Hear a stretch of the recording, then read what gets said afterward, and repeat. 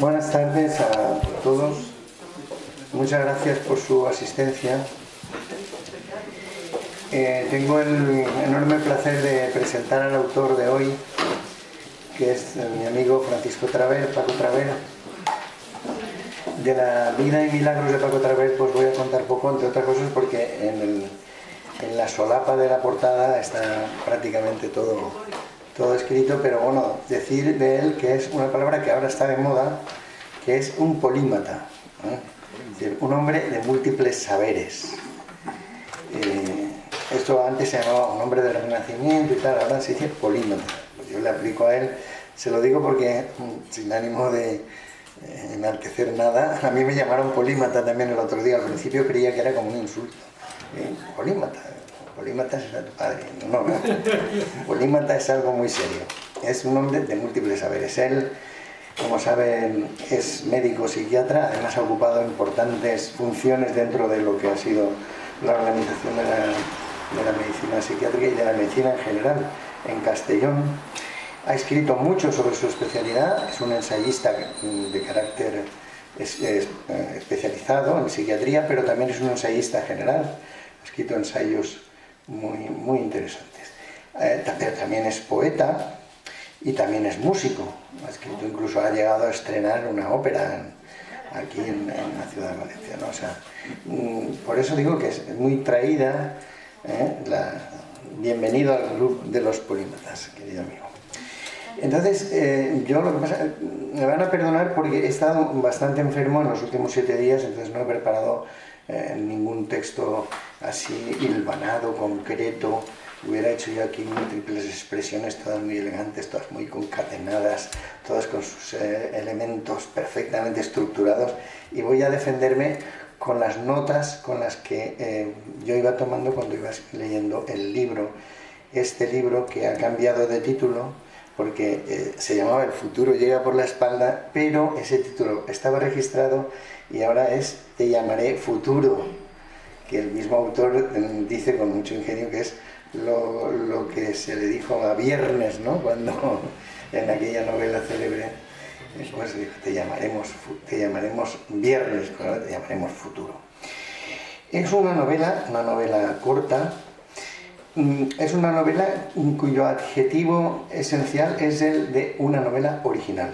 Es muy original. Es una novela que no es una novela al uso. Es una novela muy original e interesante. Y además tan interesante que lo primero que nos pide el autor, consciente de su originalidad y de lo diversa que es esta novela, lo primero que nos pide es que antes de leerla suspendamos el juicio. Nos pide una suspensión del juicio. Es decir, que no la juzguemos con un sentido crítico. Equivale a lo que en poesía correspondería a Carlos Bussoño escribió la teoría de la expresión poética y enunció algunas leyes de la poesía. Y una ley era la ley del asentimiento. Lo que nos pide el autor, Paco, en este momento, es, al suspender el juicio, es que en principio asintamos. No quiere decir que estemos de acuerdo, pero que sí asintamos, que leamos todo lo que nos viene, que lo leamos no con un prejuicio ya establecido, sino que estemos abiertos, porque al poeta también el poeta también nos pide eso. Si un poeta nos dice esta bella mujer tiene dientes de marfil, no nos está diciendo que es una elefanta, nos está diciendo otra cosa. Es decir, y nosotros sabemos que tenemos que oír este tipo de cosas con una visión mucho más abierta, mucho más tolerante, mucho más, digamos, menos estricta. No tenemos que estar sometidos a lo estricto del lenguaje, sino abrirnos a otros universos. Lo de múltiples universos también veremos que es importante en la novela. Lo primero que hay que decir también, aparte de original, es que es una novela muy conceptual. Es una novela absolutamente conceptista, es decir, si de verdad contiene esta novela elementos, de esta novela se podría sacar un libro de aforismos, pero perfectamente, página tras página los contiene, es decir, esos enunciados que se enuncian de manera afirmativamente muy radical, que se quieren convertir en verdades casi universales. Y a veces también tiene elementos que del aforismo pasan con ciertos rasgos humorísticos, ¿no? Y con ciertos rasgos de ironía, que se parecen un poco a, ¿cómo se llamaba Malén? No, al autor madrileño que decía aquello de cuando después de comer alcachofas el agua sabe azul. Sí. O, ¿cómo se llamaba? Bueno, no sé. Ese.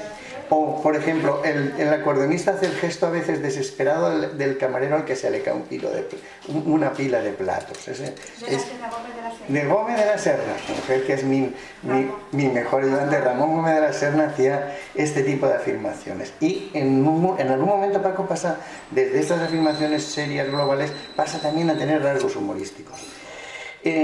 Voy a poner algunos ejemplos iniciando la novela, dice, ¿no? La mente humana, se refiere a la mente humana, es una pecera infinita donde a veces no hay contradicción, a veces. Dice, fue allí donde conoció a mi madre, que procedía de una familia burguesa catalana, de esas que hoy se enchufan en la política. También es una, porque otra cosa que es un transgresor. Paco es un transgresor, tiene voluntad de transgredir y de patar al burgués, ¿no? Un poquito. Dice, pensé en hacerme psicólogo, pero hay que tratar con personas, y admitámoslo, las personas son insufribles, cada una con su obsesión y sus pecados inconfesables. Las mujeres han invadido el espacio de los hombres en su trabajo y han atraído a los hombres al hogar, convirtiéndolos en padres y en porteadores en el supermercado. Esto casi es de Gómez de la Serna, ¿verdad? Dice, la ruta, se refiere a una ruta de montaña, la ruta estaba asfixiada por senderistas, todos ellos separados en busca de pareja. Asfixiada por senderistas. Dice, de otro personaje, dice, nunca iba a cenar a su casa y cuando alguna vez acudía a cenar, le daba a su mujer una peseta. Y otro momento que es inefable, dice, quizá porque su timidez le impedía decir que no, quedó embarazada de un electricista que se detuvo en su masía para reponer la electricidad a 200 vatios. La novela tiene mucho de friso, tiene mucho de esos elementos decorativos que se ponían, donde aparecían diversos personajes en las casas romanas y griegas, el friso, o en los elementos arquitectónicos del friso, de los exteriores de los edificios, pues tiene un poco de friso, de panoplia de personajes que van apareciendo. De hecho, si ven el índice, casi todos se refieren a un personaje en concreto. Aparecen los padres, aparecen Gracia, Ofelia, Valen, Germana, Nuria, Dora, etcétera, etcétera. Y es una novela con una profundidad cultural espectacular, porque él es una persona con una gran cultura, pero una cultura asimilada, no una cultura libresca, sino una cultura asimilada. Porque las citas están muy bien traídas, porque hace excursos que a veces son auténticos mini ensayos, luego lo veremos, dice, y siempre enraizada con esa sensación del humor, pero el humor en esa condición de microscopio, porque a veces el humor nos permite observar las situaciones como si las viéramos a través de un microscopio, nos distancia un poco de aquello y nos permite un diagnóstico certero. Dice, de un personaje, dice, de Valen, dice, pero era muy vago, el tipo más vago que yo he conocido, tanto que se ponía el pijama un día del derecho y otro del revés. Es cierto que deseamos lo que los otros desean. El deseo ajeno señala hacia el valor de algo y también queremos ese algo. Eso es muy interesante. Como digo, todo eso son aforismos. Vean ustedes, es cierto que deseamos lo que otros desean. El deseo ajeno señala hacia el valor de algo. Son frases que aisladas, ahora que están de moda los libros de aforismos, hace poco se presentó aquí uno de mucha calidad. Paco, de esta misma novela, y si se le ocurriera escribir, podría hacer inmediatamente un libro de aforismos. Y a veces desciende a profundidades realmente importantes, ¿no? En realidad la muerte no es otra cosa que la muerte del otro significativo. el que significa algo para nosotros, es donde introyectamos la muerte. Por ejemplo, los abuelos, nuestro diseño como abuelos está diseñado para enseñarles la muerte a nuestros nietos. Nuestros nietos aprenden la muerte de la muerte nuestra, cuando nos muramos, ojalá sea tarde.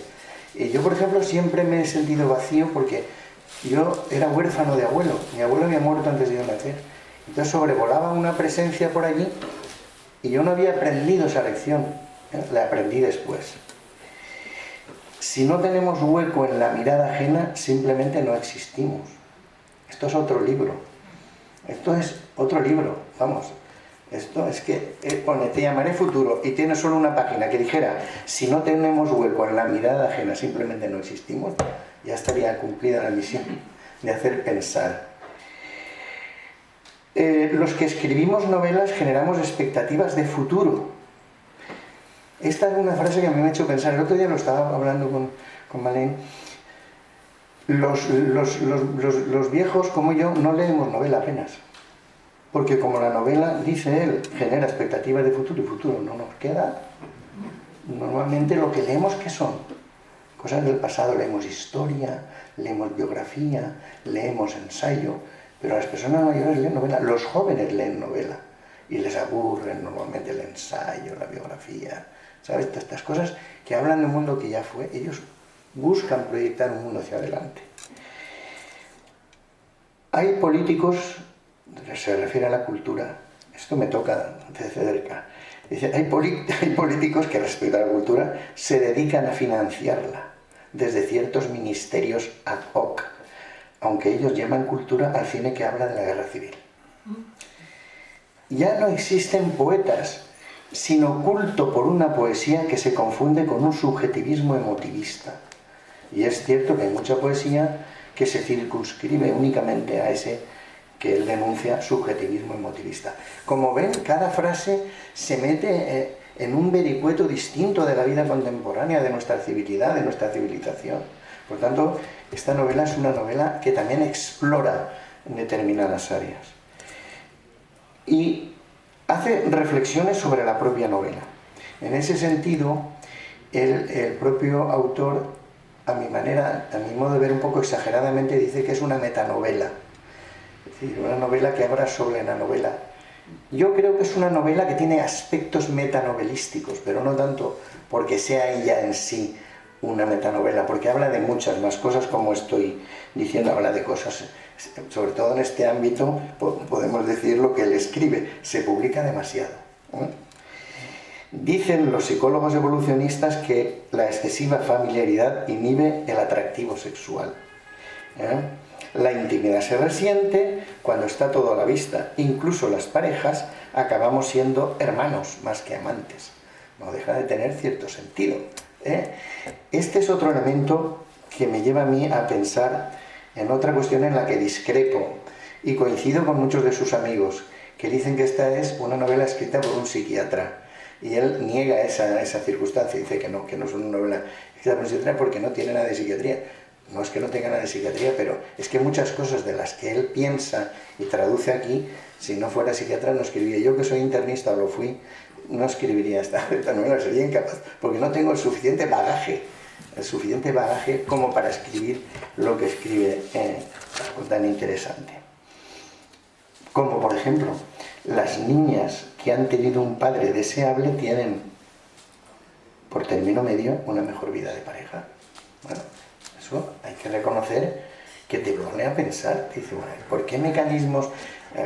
¿Estará Freud por ahí dando vueltas a través de esos razonamientos? Hoy ha sido aprobada por la Real Academia, porque la Real Academia es, como sabe todo el mundo, un coladero de palabras. Pues hoy han aprobado la palabra spoiler, esa palabra horrenda que empieza por ese líquida, y para corregir eso le han puesto una E previamente, spoiler, que aquí se llamaba destripar. No voy a destriparles su novela, no voy a hacer un spoiler, vamos a conceder la palabra de la novela, ni no les voy a hablar de los cambios de la narración, porque hay narradores varios. Otra condición de la novela es que es una novela como una matrioska. esas muñequitas rusas que ves una la abres y no es esa muñeca, es una muñeca, pero es otra muñeca, y luego abres otra y hay otra muñeca diferente. Y eso dice, las presentaciones y firmas del libro son el verdadero ritual masónico. Estamos oficiando un auténtico ritual masónico en este momento, ¿eh? O sea, en la que yo debo tener algún tipo de jerarquía, porque me dejan que tome la palabra primero. A las editoriales, que no nos oigan ahora, lo que les interesa es ganar dinero, como a todas las empresas. Y la gente lee lo que los demás dicen que hay que leer, cosa que es mucha verdad, ¿eh? Un libro es un producto manufacturado en serie como una cuchara. Todas son iguales. El problema es que todo el mundo compra cucharas, pero no compra libros, ¿eh? Aparte de estas múltiples joyas, porque estos son joyas de verbalización y de pensamiento, tiene como microensayos. Dentro de este libro hay microensayos. Hay sobre el amor, sobre la muerte, sobre el tiempo, no sé, vamos, yo tenía por aquí señalado alguno, no sé si lo encontraré. Dice,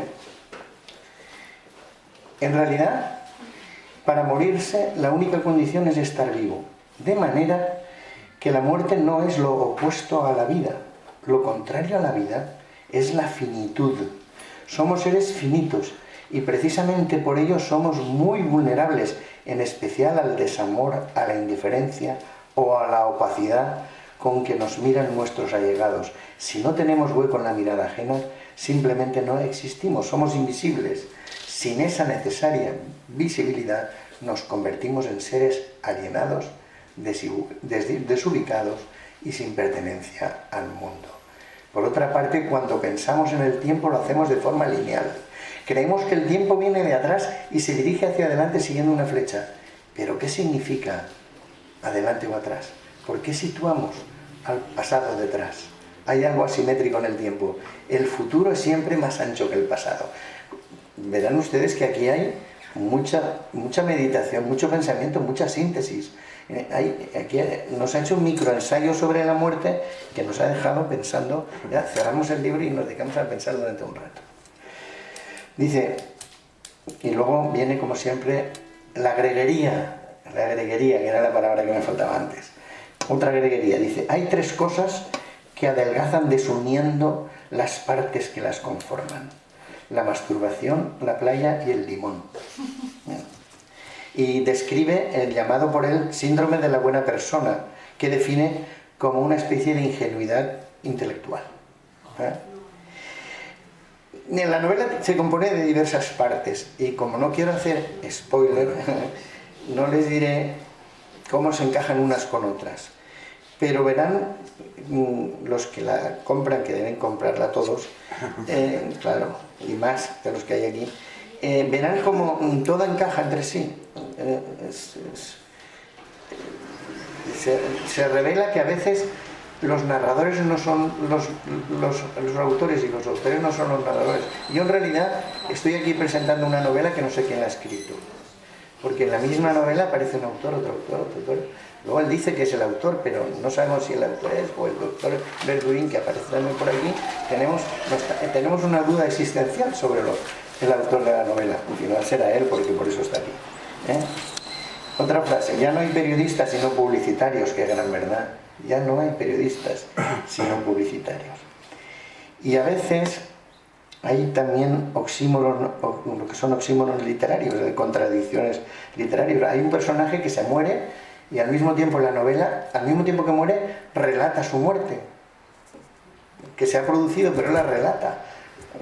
Como digo, es muy interesante. Luego hay fragmentos de la novela en que la narradora es una mujer, y entonces normalmente las mujeres suelen ser más drásticas, más tajantes cuando afirman cosas. Por ejemplo, ¿quién no ha oído que aquello de ese tío es un imbécil? Suele ser así, ¿no? El personaje, ¿no? La vida cultural de Castellón, dice una narradora, la vida cultural de Castellón es prácticamente nula, lo que para mí tiene un valor añadido. Tengo una sobredosis de cultura, y la cultura ya sabemos que es algo que fracciona el conocimiento, ¿no? En España llamamos cultura a toda la basura subvencionada. Y luego afirma, la novela es el arte supremo de la literatura, que podemos estar de acuerdo. Yo he intentado ser novelista y no lo he conseguido. Me he quedado en poeta nada más. Contiene reflexiones sobre la novela que son de absoluto interés, es decir, en lo que hablábamos antes del componente metanovelístico, ¿no? Las novelas buenas son fáciles de reconocer, esto dice. Exponen fragmentos del mundo histórico y del mundo de sus personajes que no siempre coinciden. Además, sus personajes son seres inacabados, llenos de contradicciones, neuróticos. No son héroes, pero tratan de encontrar su destino. En gran parte son antihéroes, como el Quijote, Hamlet, Batman o Harry el Sucio. En la tercera parte, vuelve a cambiar el narrador en este rompecabezas, en esta matriosca que aparece y desaparece. Hace más reflexiones sobre el fenómeno de la muerte y sigue impresionándonos con sus hallazgos verbales de una agudeza, de una ironía, a veces rayana en el sarcasmo. Yo, por ejemplo, que he sido diputado autonómico, me he sentido aquí aludido. Dice, Alfonso el Magnánimo le dio un buen enchufe a uno de nuestros grandes poetas, Ausias Marc. Le hizo halconero real, algo así como ser hoy diputado autonómico, con la ventaja de que el halconero es vitalicio y no está sometido al voto periódico. Bien.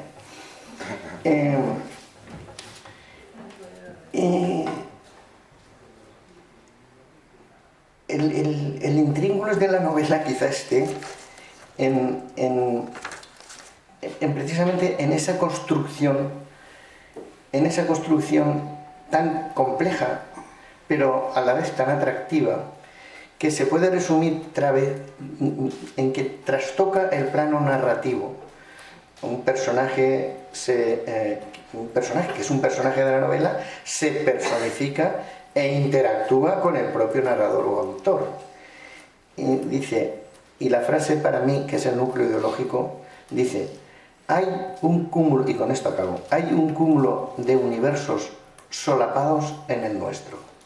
Un multiverso que a veces podemos traspasar para ingresar en otro, como nos pasa a Óscar y a mí. Ese mí es el autor, que no sé si será Paco Traver. Muy bien. Enhorabuena por esta pequeña gran obra, porque no necesitan las novelas tener muchas páginas. Lo que necesitan es tener mucha inteligencia dentro, y esta la tiene. Enhorabuena, Paco. Muchas gracias. Bueno, pues yo creo que Alejandro lo ha dicho todo y poca cosa me queda a mí por decir, salvo agradecer a los amigos que hoy se han reunido aquí, muchos de ellos con muchos años de ausencia y otros recientes, pero que también les agradezco su amabilidad, porque amabilidad es, al fin y al cabo, ir a una presentación de un libro, que es un ritual masónico y que carece de sentido para mucha gente. Lo que ocurre es que cuando tenemos un presentador de esta categoría, pues uno se queda con la sensación de que poca cosa más puede añadir, ¿no? Porque lo que ha hecho Alejandro es un análisis de la novela, pero faltan algunas cosas, y estas cosas que faltan son las que yo os voy a contar, ¿no? Si os fijáis, una de las cosas curiosas que tiene esta novela es la portada. La portada es fundamental para una novela, porque nos entra por los ojos, ¿no? Y siempre compramos lo que nos entra por los ojos, ¿eh? Como antes decía Alejandro. Y si os fijáis en esta portada, que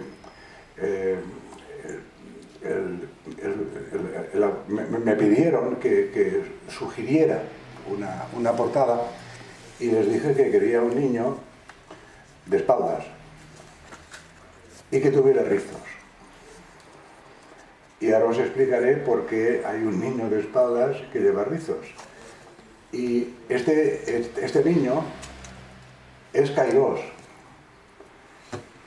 Y vosotros diréis, ¿y qué es Kairos? Pues Kairos es el nombre que le daban los griegos al tiempo. Es decir, los griegos tenían 3 palabras para el tiempo, nosotros solo una. Fijaros como para pensar hace falta leer griego, ¿no? Antes, cuando en el bachiller estudiábamos griego y latín. Ahora dicen que no, que es el griego y el alemán. Bueno, el griego y el alemán son necesarios para pensar, ¿no? Y precisamente por esto, porque los griegos tenían una palabra que se llamaba aion, que es el tiempo inmemorial, el tiempo ancestral, los eones de tiempo.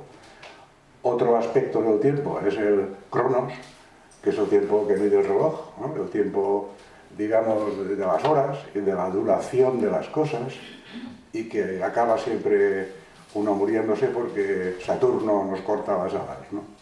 Y luego hay otro aspecto del tiempo que es kairos, que quiere decir oportunidad.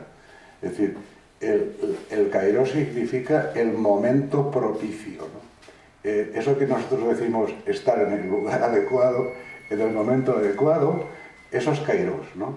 Pero la gracia que tiene kairos es que está de espaldas, es decir, no podemos verle la cara. Porque si le vemos la cara, ya no es futuro, es pasado. Y precisamente por eso el niño está de espaldas y solamente lo podemos agarrar por los rizos, ¿no? Kairos era un dios en tiempo de los griegos, y era un dios con el cabello rizado. Entonces, la novela mía, que cuando me preguntan de qué va, yo suelo decir que es un thriller, pero es un thriller filosófico.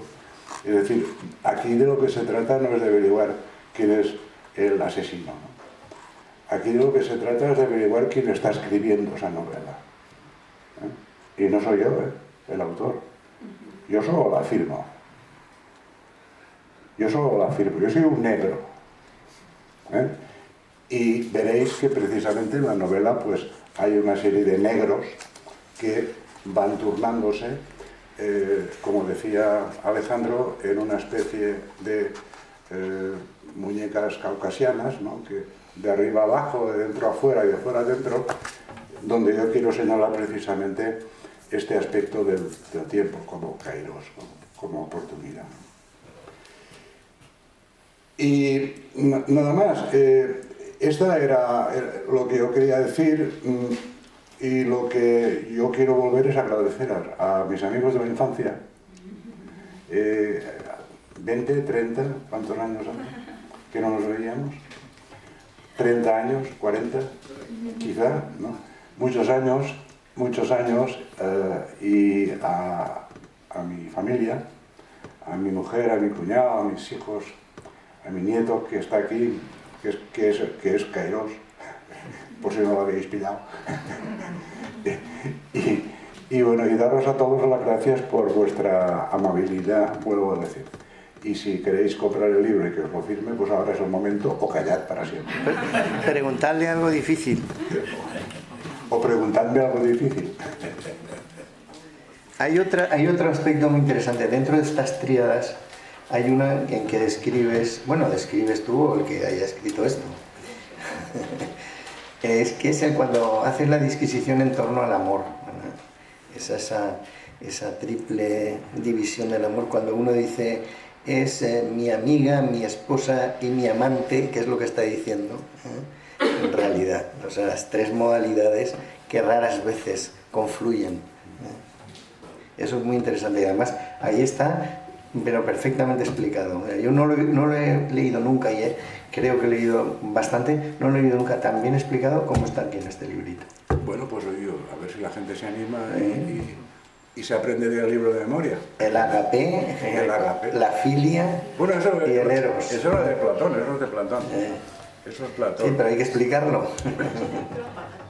El micro. Bueno, pero ahora ya no está apagado, está encendido, lo que pasa es que me he separado. Bueno. ¿Alguna pregunta capciosa? Sí. ¿Por qué es tan importante que haya un antihéroe? ¿Por qué los personajes...? Porque fijaros que toda la literatura que se escribe hoy en día son heroínas. Ahora ya no son hombres, ahora son ellas, ¿no? Las heroínas, superwoman, ¿no? La mujer liberada, la mujer que... Esto es lo que vende, ¿no? Lo que más se vende. Y yo no quiero hacer una novela de héroes, yo quiero hacer una novela de personas aburridas, anodinas, estúpidas y quizá neuróticas, ¿no? A mí me interesa el antihéroe, ¿no? El héroe, para eso ya tenéis a Sonsoles, ¿no?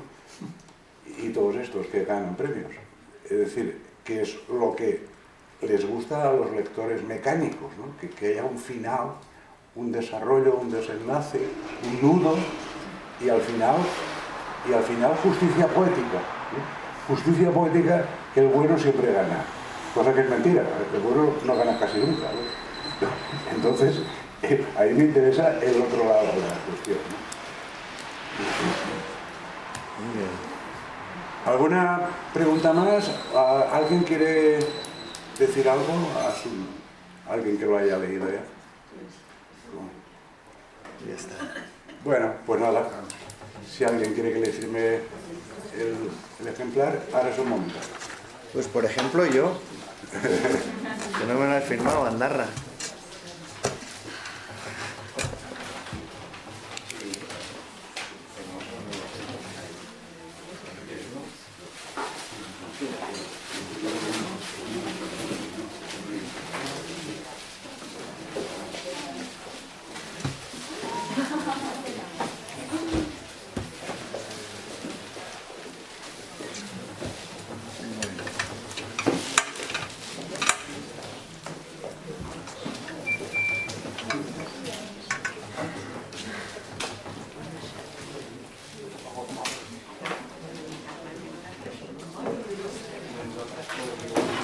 Aquí tienes, maestro. Muchas gracias, querido.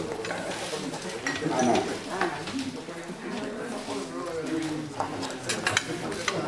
Ana Juan.